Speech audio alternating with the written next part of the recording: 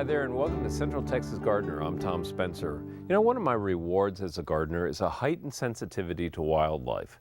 Without them, our gardens would be very sterile. And these days especially, they depend on us too. Today, Habitat stewards Lynne and Jim Weber explain how to help our friends through the winter. Plus, get their insight on who we could expect to see in the next few weeks. On tour, let's visit a restored wildlife habitat that started with a revelation. When Paul and Georgeanne and Kyle moved to Austin from Houston in the 70s, they never realized how much their lives would change. They never imagined that they'd own 8 acres on the Balcones Canyonland to eventually donate to the Travis Audubon Society. Now, their Kainer Canyon, named for the chimney swifts they safeguard, is part of a 15-acre bird sanctuary and nature preserve managed by them, Travis Audubon, and the Driftwood Wildlife Association. We stepped foot on the property and fell in love with it. They wanted $70 down for 3 lots, and we didn't have $70, so our friends loaned us $35. When we put the money together, we were able to purchase the property. Novice carpenters, they built their house into the hill, initially without electricity. We built the foundation with hand tools. By the time we got the foundation built, it was pier and beam. We found enough money to buy a small generator, and that gave us a capability of running a skill saw, which helped a lot, kind of sped things up quite a bit. The canyon gave them a new perspective on gardening. Well, when we first moved here from Houston, we wanted to plant things that we grew up with in Houston, you know, elephant ears and banana trees and things like that. But fortunately, they all died out, and the only things that lived were the native plants. They weren't bird experts either. Birds discovered us while we were constructing our home. Wrens and woodpeckers would come into the unfinished rooms and hunt for insects or just try to find a little place for their own bedrooms. And they captured our imagination, and we began studying and trying to identify the different species. And as we learned more, we discovered that the native species really need the native plants because they've all evolved together. And there are many species of plants that can be naturalized that are somewhat beneficial, but none of them are as helpful to the wildlife as the native indigenous species. And we discovered that just by leaving things alone and just plugging in a few natives, the birds, the wildlife came in and actually brought other plants that were native to the area in their droppings. And so now we have quite a wonderful little variety of native plants that help all different species of wildlife. One thing that helped was fencing a small portion against deer and opening up the canopies of ash junipers to encourage understory trees. And once we fenced the deer out, we noticed that a lot of things started to grow up in the understory that weren't there before. Paul put his juniper trimmings to good use. He also used them in his gentle trail building. The slope of the property, the topography is at such an angle too, there's very few actual level spots. So what Paul would do is take a big tooth rake and rake some of the rocks down into little short walls, which would catch the water and the runoff whenever it rained and build soil up behind the small piles of rocks.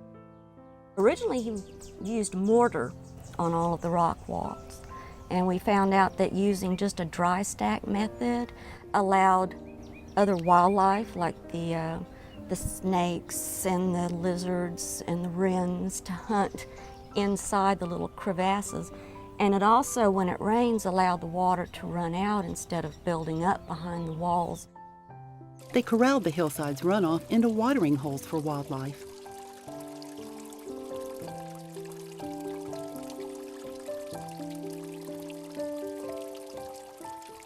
Serene observation points are essential. To gather small groups at monthly events, they built a classroom.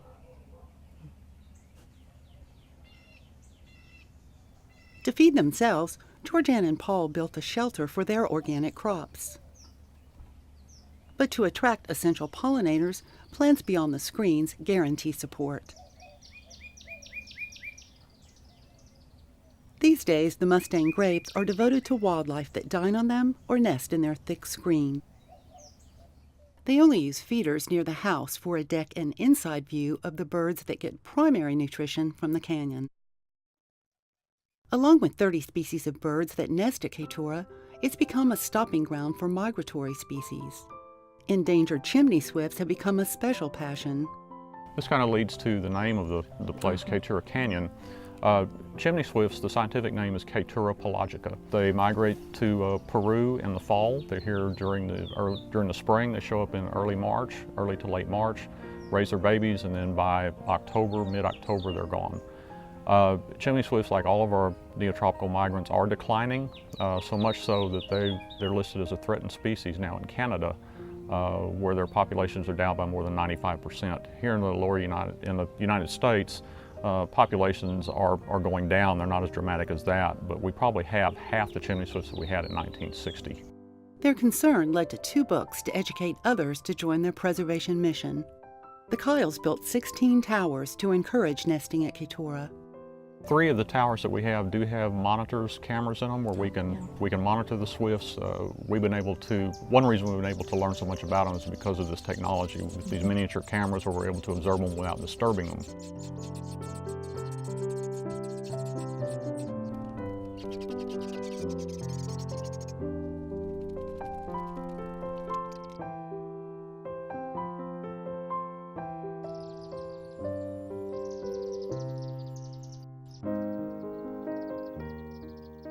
To preserve the preserve they've created, in 2006, they made a big decision. We signed over the house, the land, basically everything we own to Travis Audubon. And it'll be maintained in perpetuity as a bird sanctuary. And we have events out here once a month during most of the year where people can come out. It's very limited because it's a preserve, it's not a park. We want to allow access, we want to let people come out and see what's here and learn what they can from what we've learned. But we also don't want to interfere with the wildlife that we've actually done all this for. This planet is more than just humans, and there needs to be a little more concern and thought to other species that share this world with us. And it's becoming more and more difficult for just about every species, humans included, and it needs to be more of an all-inclusive mentality. And indeed, planting just one native plant in your yard, or setting up one seed feeder, or a peanut butter log for the woodpeckers, or maybe just a bowl of water for the warblers, or not spraying your oak tree in the spring when you see the little bungee jumpers fall, because those little bungee jumpers are warbler food, and the warblers migrate from South America, and most of them go all the way up to Canada to breed. And they eat only insects, and if everything is poisoned between their wintering grounds and their breeding grounds, they'll disappear, and many of them have. So it's real important just for everybody just to take one little step and maybe not squash that bug that you're not real sure what it is. Or maybe let that garter snake just go around the corner because he doesn't want to be any closer to you than you want to be to him. It's just little steps, and I think everybody can do one little thing to make the planet a better place. Our thanks to the Kyles for sharing that beautiful space with us. And now we're going to be talking about winter wildlife with Lynne and Jim Weber. Thank you so much for being on the program. You have created a wonderful book, Nature Watch Austin, which is a great way for people who are interested in gardening with and for wildlife, and just interested in the world around them, to kind of plug in and learn what's happening during the course of the seasons. I'd like to start, Lynne, by asking, what was the inspiration for this book? How did it get started? Well, you know, there's a lot of field guides out there, Tom, that really focus on different things, insects, animals, plants. Mm-hmm. And sometimes that's kind of intimidating for people, and we wanted to create something that had a little bit of everything in it. Mm-hmm. That was not only informational and an introduction to get people interested in nature, but to really open their eyes to what's around them. Right, kind of a primer in a way, whet their appetite for diving in deeper in a very real sense. Absolutely. As a matter of fact, one of the things we did is we included scientific names of things simply for that purpose. People could go to other resources, the web, books, libraries, and learn more if they really were interested. It has an interesting arrangement or organization. It goes by the calendar. Right. We decided to arrange it by what you could see during each month during the year. So each chapter is a month, and we have 4 different topics per chapter that are indicators of things you can see around Austin if you just go out and spend a little time looking. Well, you know, to me, the greatest joy of gardening is the visitors. All the different wildlife that comes in. The birds in particular are my favorites, but the butterflies, you name it. We have a rich assortment of different things that visit our gardens. And I think during the wintertime, I especially love the bird life. We get lots of interesting visitors. And, you know, here we are at this time of year. It's in the dead of winter. What are some of the things we can be doing to help our feathered friends and the other visitors to the gardens? Well, I think of 3 main things. One is to provide water and pay attention to it even when it's freezing. And animals and birds and plants, they do like moving water. That attracts them. So if you can do something to have some moving water in the yard, that's always a wonderful thing. Another thing I think is to not trim back your plants. Leave the seed heads. Leave the grasses and things for shelter and for food for animals, and not cut them down until probably late February. And then the third, which takes a little planning, is to plant things that provide food for wildlife even in the winter. Yeah. Berries. Well, berries especially, and as you mentioned, seed heads, especially on the grasses and things like that. And I think they look ornamental. You know, it's a nice way to, you know, keep some interest in the garden during the wintertime, is leave the grasses up, and they do provide shelter. And you mentioned planning for the year, and the wintertime's a good time for that, and thinking about what you can add. And actually maybe in terms of some of the hardy woody shrubs, you can actually plant them in the midwinter, no problem at all. Absolutely. Right. So let's talk a little bit about some of the visitors we're going to be seeing right now. And we'll start with the birds. What are some of your favorite species? Well, we, in the wintertime, we'll get little flocks of cedar waxwings that fly around. Usually Little flocks. Little flocks, yeah. Usually you'll see them or hear them before you see them. Oh, yes. You always hear them first. That little high-pitched whistle that they all make in unison as they're flying around is generally something that we'll hear and then start looking up to see where they go. But they love red berries. They like the yopon and possumhaw berries. They like juniper berries. Right. In fact, one of the interesting things that you can learn in the book is that these birds will actually eat the berries sometimes when they're fermented, and they can actually get drunk and fall over. Yeah. I've seen a few stumbling cedar waxwings in my we've lifetime. seen a few of those. We're not the only species that can do that. American robins, same way. They're a winter visitor. A lot of people up north look for them in the spring, but we have them in the winter more. And they like the juniper berries also, and will migrate around in little flocks around town. And Jim's talked about what you can see. Right. I like to think of all the other senses too, and one of the things you can hear this time of year are owls out there. And there's 2 main species of owls right now. One is the great horned owl, and they're calling to each other, getting ready to mate. They actually mate in the wintertime. And they have the classic hoot, hoot, hoot. They do, and usually you hear them just before dawn, you know, and coming up from the canyons, and they're a very urban bird. As a matter of fact, watch out, they may go after your cats, so keep your cats indoors. They're big birds. They're big birds, and they actually are an owl that has the worst sense of smell, so they're one of the few that will actually hunt and eat skunks. Okay, good for them. People may like that. To each their own, right? Yeah, and then there's another little owl. The little eastern screech owl we have here in town, One of my all favorites. over town.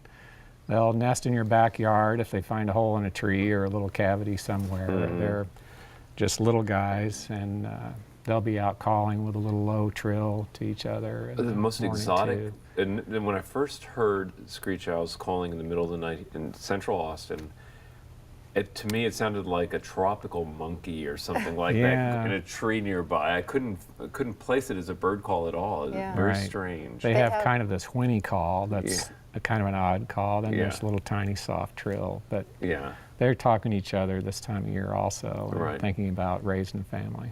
Well, you mentioned cedar waxwings, and it reminded me one of my happiest garden memories of all time was one winter January day, looking out in the backyard and seeing waxwings moving from plant to plant, hundreds of robins and hundreds of goldfinches all at the same time. Yeah, it's It fantastic. seemed like the garden was completely alive with birds. It was just terrific. So what are some of the other things we should be on the lookout for during the wintertime? There's some migrants that pass through that are really wonderful. Yeah, there really are. One of them is the American kestrel, and that is colloquially called the sparrowhawk. Right. So that's a Beautiful bird, birds. beautiful bird, and they're a small hawk that actually will prey on other birds, specifically sparrows, although it's not limited to that. And they're here in the wintertime. You'll see them perching on wires or posts, and normally they will sit up and look over a field or an open area looking for prey. Now, up close, when you look at them through a binocular, one of the most beautiful, they're handsome gorgeous. birds you could ever see. Yeah. Absolutely.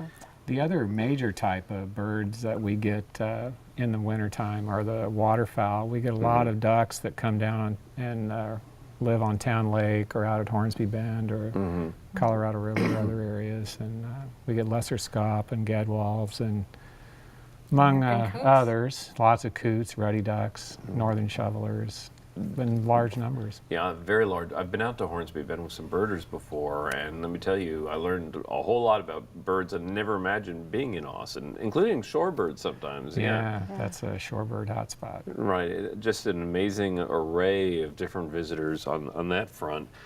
And, you know, the plant life of winter is alive and going as well. And in the book, one of the things that you focus in on during the wintertime are different fern species, which I found really interesting. Why ferns during the wintertime? Well, I think, first of all, personally, I love ferns. Yeah, me too. So I'm happy to talk about it. Yeah, so that's one reason. But another reason is if you look at the life cycle of a fern, it is a very interesting, complex thing. And we talk a little bit about that in the book. They produce spores, is how they reproduce, and they do that most of the year. But we mention them in the wintertime because they're noticeable then. Everything else is either brown or dry or, you know, kind of hibernating for the winter, and the ferns are not. They're there and they're still green, and unless we get a really hard freeze, they're going to be around, and there's something beautiful and something verdant to notice in the landscape. Yeah. I always like the woodland kind of fern, like the wood ferns. But if you go into the canyons and you look on the canyon walls, you'll see all these different Kainers. kinds of ferns. They're Yeah. just amazing. Yeah, as a matter of fact, I don't know if you realize this, but the Edwards Plateau region of Texas, which we're part of, or at least on the eastern edge of, has more species of ferns than any other region in Texas except for the Trans-Pecos. Huh, interesting. Yeah. The little microclimates in the Exactly. canyons create lots of diversity. Well, that's fascinating. Real briefly, I know that you lecture throughout and the year, and you're going to be you have a busy spring schedule. We do. How can people catch up with you, real quick? Our book is published by Texas A&M University Press, and if Okay. you go to their website, they actually have an author events section, Great. and anything we have will be put there. Okay, well, we really appreciate you making time for us. The book is terrific. Nature Watch Austin is the title, and Lynne and Jim, thank you so much for being our guest today. Thanks, Tom. Thanks for having us. It was great. And coming up next is our friend Daphne.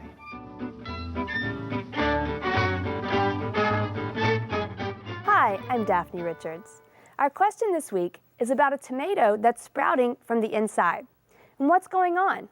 Well, thanks to Joanne Nash from the Round Rock ISD Opportunity Center for this great question.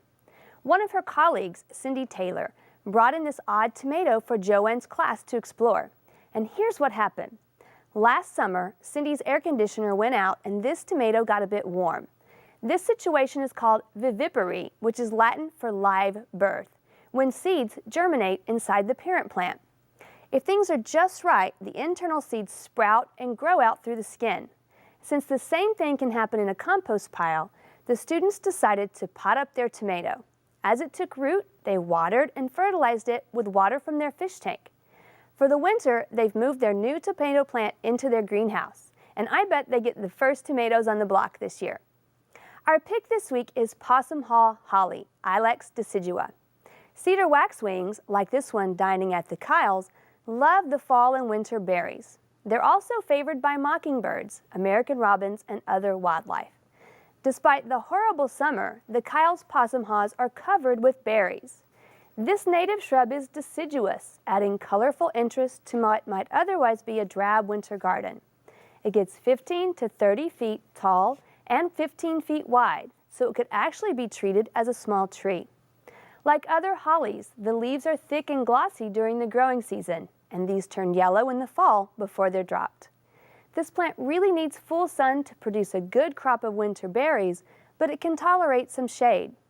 As you might guess, since it sailed through the hellacious summer of 2011, it shouldn't be overwatered, and it may rot if it's planted in an area with poor drainage. But even though it doesn't like much water, you should still give it a drink every now and then during long periods without rainfall. To do in the garden this week, plant trees, shrubs, perennials, and roses. If you have a plant also that you'd like to move, now's a good time to do that so that it can reestablish before the extremely hot weather inevitably arrives. And as winter comes to a close, food sources are becoming scarce in nature, so put out any food and water for birds and other wildlife. We'd love to hear from you, so please visit klru.org/ctg to send us your question or a plant of the week from your garden. Thanks, Daphne. Now let's check in with Steve Kainer for Backyard Basics. Hi, I'm Steve Kainer with Hill Country Water Gardens and Nursery, and today I would like to talk about disappearing fountains. They're a low-maintenance, water-wise way to add a water feature to your yard. We're going to start off today with our reservoir. Today I brought a 2x2 reservoir. There's also larger 3x3, 4x4. Basically, you choose your reservoir based on the size of your water feature. If I were going to install this in my yard, I would take this water feature and I would actually bury it in the ground to where I left about 1 inch or so of the reservoir itself above ground. Okay? Once I have that installed, I'm going to place a couple of cinder blocks, in this case half cinder blocks because I'm using a 2x2, into the box. The cinder blocks are now going to help support my grate. My grate is this heavy-duty, 2-inch heavy-duty grate. It's going to sit right on top, fall right into place within the box.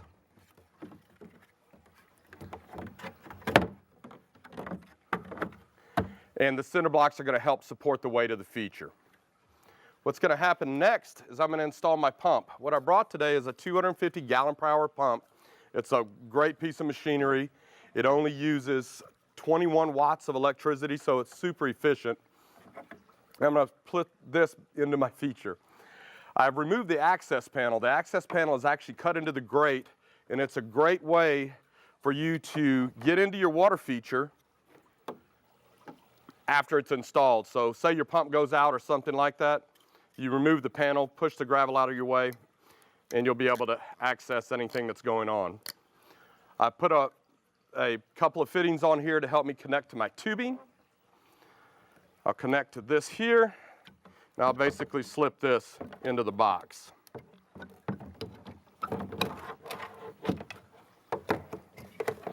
Put my filter back on, and I'm in good shape, and replace my access panel.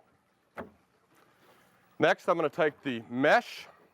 The mesh is extremely important because what it's doing, what helps make this very low maintenance, is that once the mesh is in place and gravel is put on top of your mesh, nothing can get to your pump. So nothing's going to clog your pump, and that's what the true beauty of the feature is. Once I'm in place here, I'm secure, my mesh is covering everything, I'm ready to add my water feature. Today I've chosen a Big Bend stone. This is a hand-hewn stone, actually out of West Texas. You might want a little help to get this part installed. It's a little heavy. I'm going to take my tubing, I'm going to insert it into a pre-drilled hole in the bottom of the rock and position the rock however I want it on the feature. Thank you, Christopher. Once I have it in place, I position it to wherever the viewing side of the feature might be. I'm going to add a little bit of putty around the tubing where the hole was drilled so that when water is in my feature, it won't drain back into my box. At this point, I would start adding water and put gravel around the outside of the feature. Disappearing fountains are great for wildlife. It has clear, aerated water. It's a constant source for them. It's an efficient, low-maintenance thing for your backyard. Great water feature. For Backyard Basics, I'm Steve Kainer. Visit klru.org/ctg to watch online, get resources, and connect with our blog. Next week, find out how to grow the best peaches. Until then, I'll see you in the garden. To learn about today's program, watch online, and follow CTG's blog, check out klru.org/ctg.